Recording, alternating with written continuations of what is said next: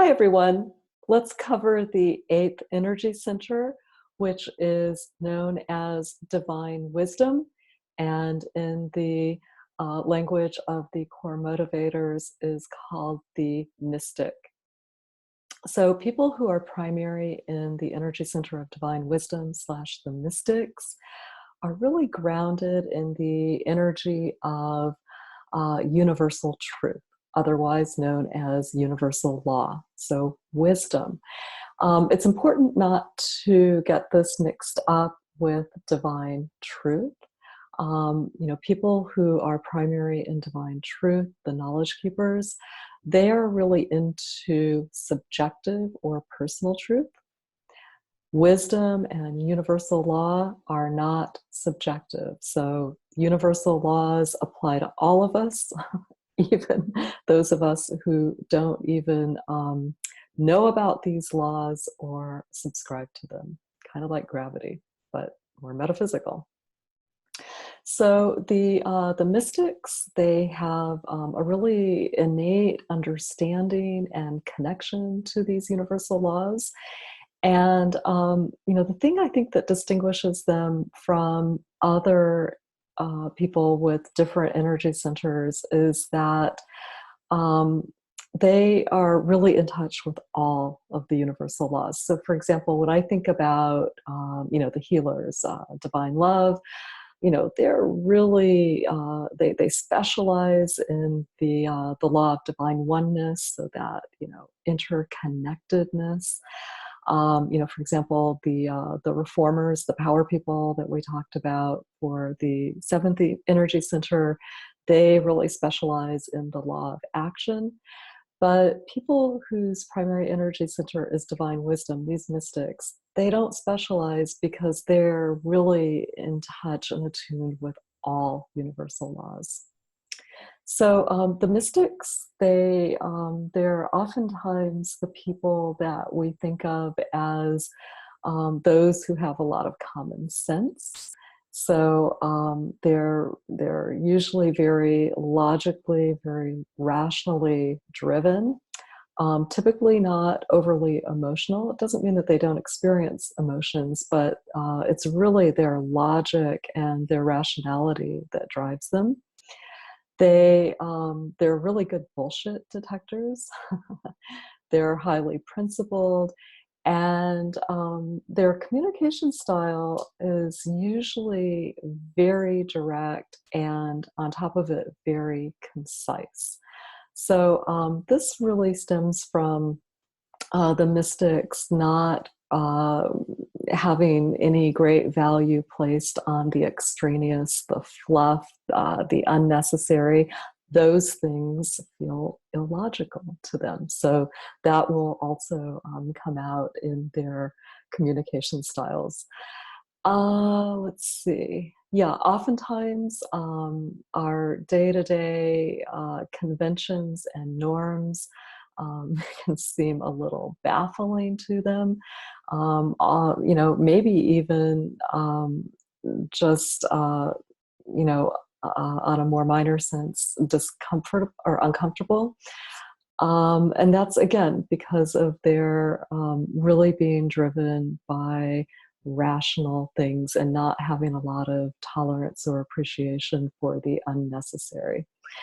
So, yeah, so where do you find the mystics? Well, because they're so attuned to universal law, and they are grounded also in logic and rationality, these are really superb problem solvers. And so, where they tend to really shine, where they excel, is in activities or professions where not only are they solving problems, but that they're helping other people kind of cut through the BS and solve either their problems or group problems. And so, for example, I would think of coaching, consulting, anywhere where like I said, they're helping cut through stuff and just get to the heart of things. So remember, they're concise.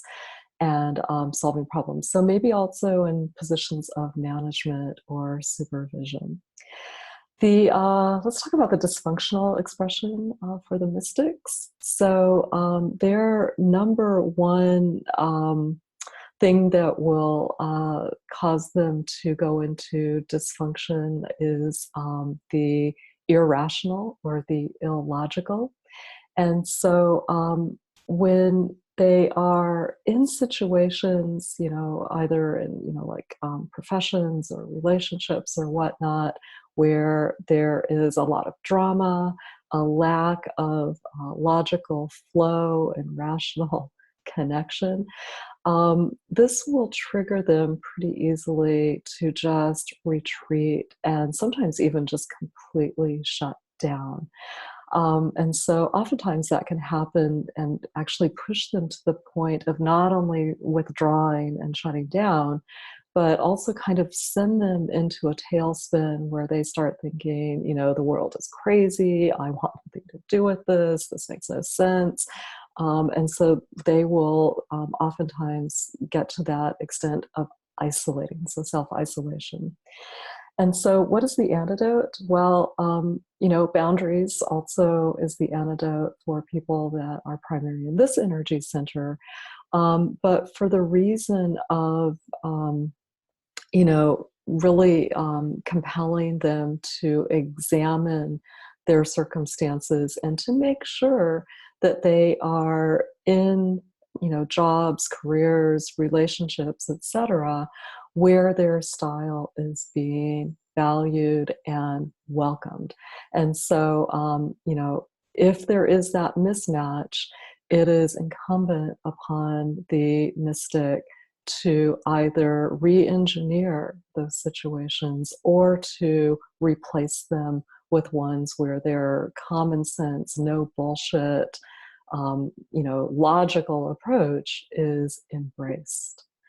So yeah, I really like this energy center, the eighth energy center, these mystics, and they're really extraordinary problem solvers who I think the gift that they give us is that they show us not only by example but oftentimes through directly helping us that we're in this human experience and creating in a universe that is benevolent and abundant, and that we each have the ability to go out there and to create things of our own choosing.